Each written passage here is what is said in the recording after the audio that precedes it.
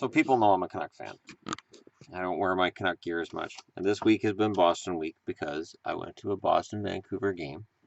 And I felt more of a kinship with the Boston fans than the Canuck fans. And it's not just because I was wearing the Boston gear. It's just, I don't know, it was just different. But that being said, at heart, this is my gear. Okay, this is the best third jersey in hockey. People have asked me about best third jerseys. I think the Canucks third jersey is fantastic. I think it's nice. The colors, everything, the logo, everything's wonderful. It's simple, it's clean, it's fantastic. I'm not a huge fan of Johnny Canuck. Gonna be honest on that one, but in general. So the number one question I get when people find out I'm a Canucks fan is, who do you think they should draft? Ooh, what do you think of Brock Besser? Oh, what do you think of Demko? Oh, what do you think of, and they mention prospect after prospect after prospect. Canuck fans have a form of PTSD as a result of the draft. Every year, the draft. In terms of popular videos, one sec. So the thing with the Canucks, and I've talked about this kind of thing before, and I've been told, well, you can cherry pick. You can cherry pick. And I'm gonna do this video now, and I'm gonna get accused of cherry picking. So I'm just saying right now, I get it. When you draft, it's a crapshoot. But every once in a while, you should win a jackpot. When looking at only first-round picks, and I'm only going to look at first-round picks for the Vancouver Canucks from 1970 till 2014, because Brock Besser was 2015, Olli Levy was last year.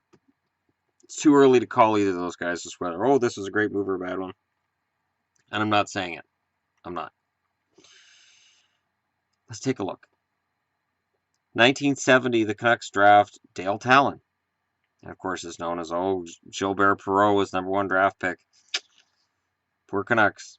In that same first round, there was Daryl Sittler, Reggie Leach, and Rick McLeish.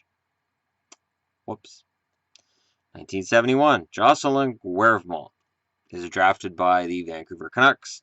And 2 first-round draft picks in that draft were Rick Martin for Buffalo and Terry O'Reilly.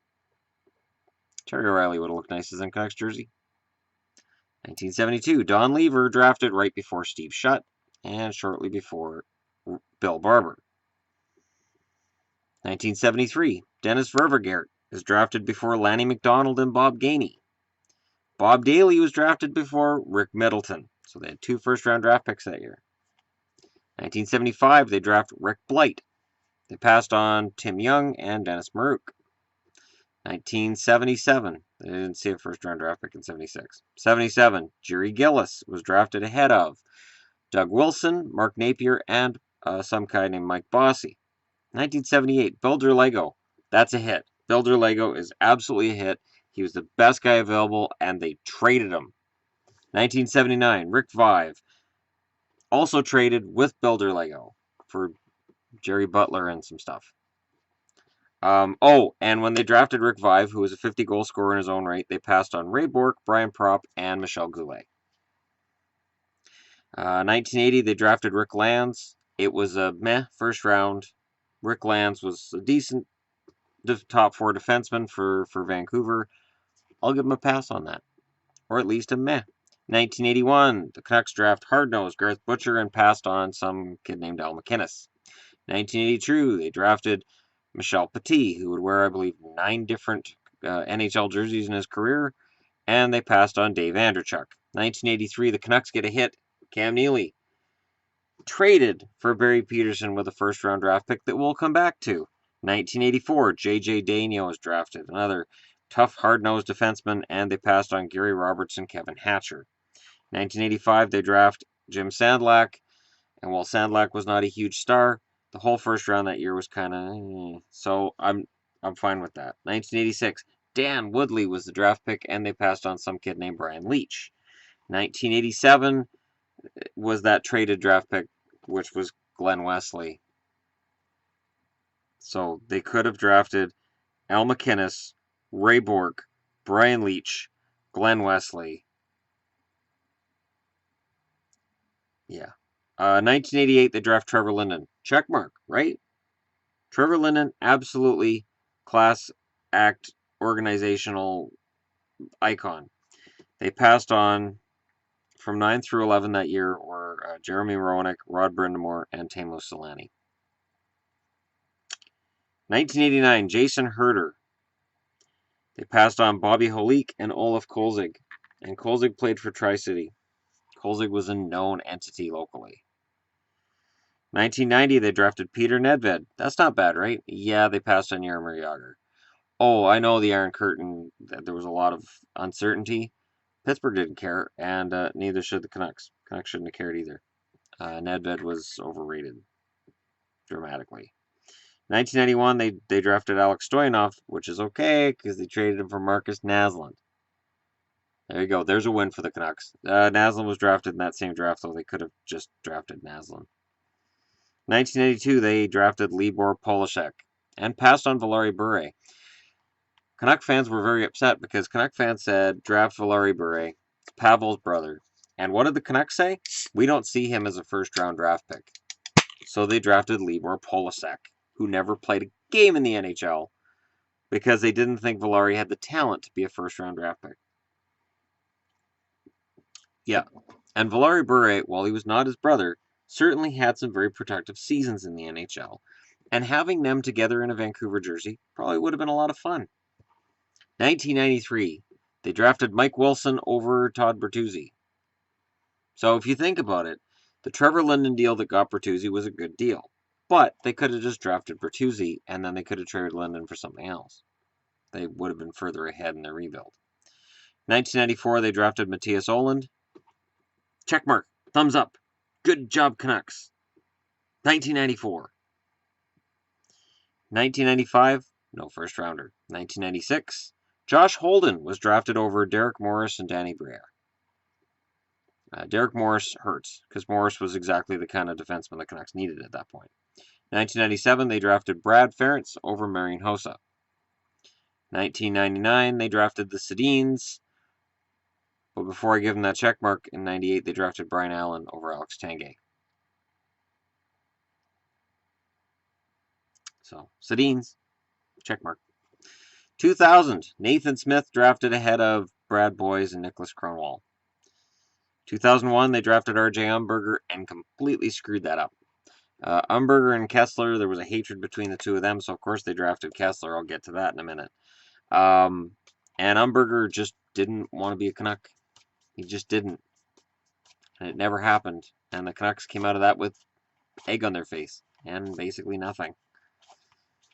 And Umberger, while I wasn't a huge fan of his, he would have been a decent player for the Canucks.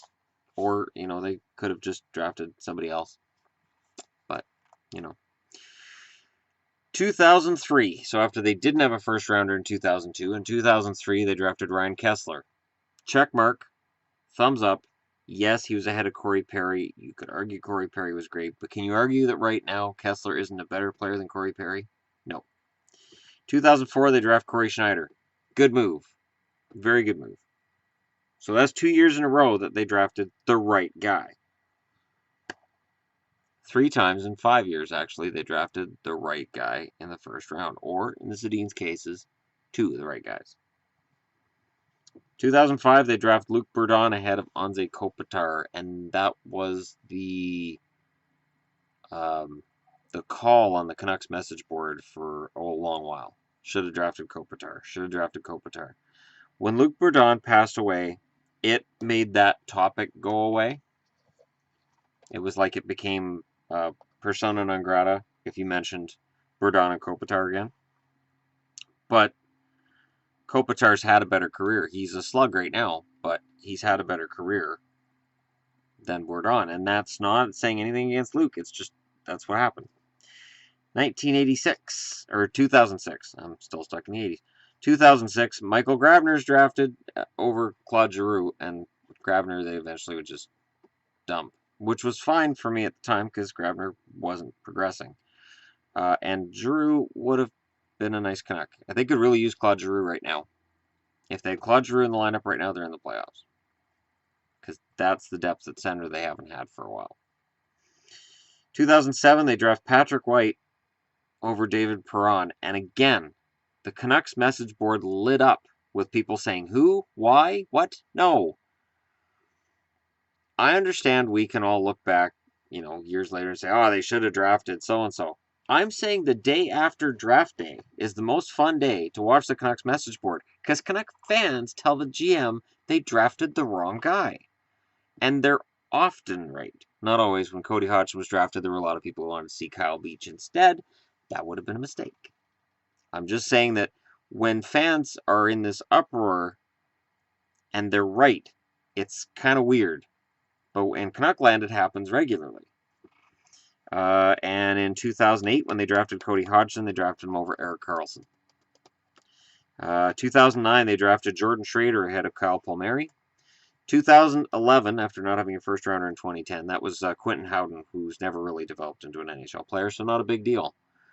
But there were players available with that draft pick the Canucks could have had instead, but they probably would have grabbed Howden because he never really developed. The 2011 draft, they draft Nicholas Jensen ahead of some kid named Rickard Rakell that went to the Anaheim Ducks with the very next pick. 2012, Brendan Gaunce, who I like. I like Gaunce. He's a good Canuck, but they drafted him ahead of Brady Shea and Tanner Pearson. 2013, the Canucks traded Corey Schneider to get Bo Horvat with the number 9 draft pick.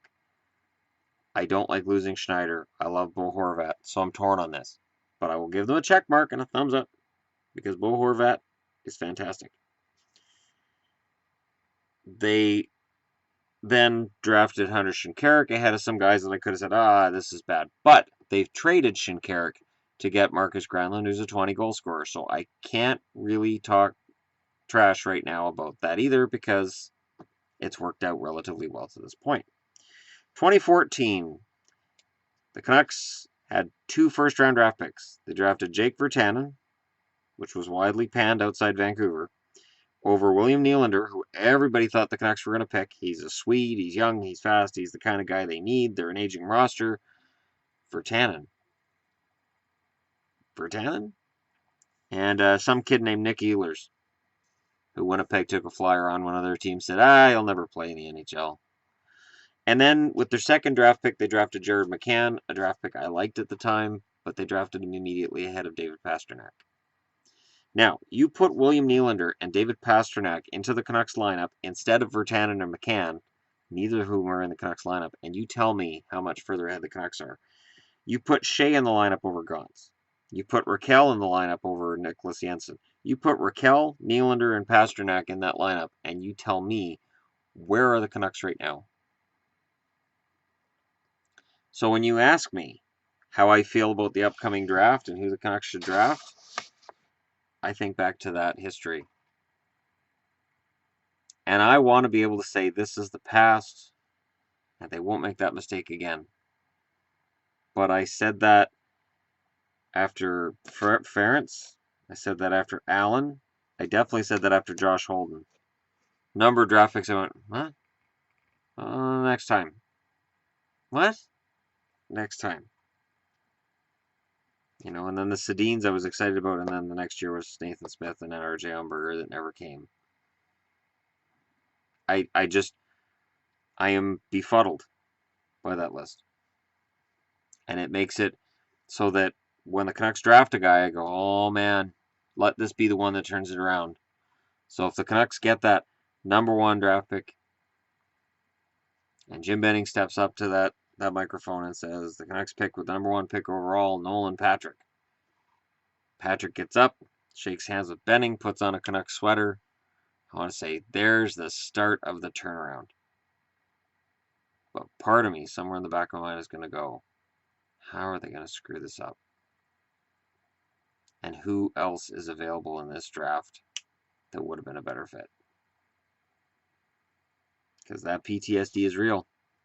I can remember back to, I started watching the draft, it was 88.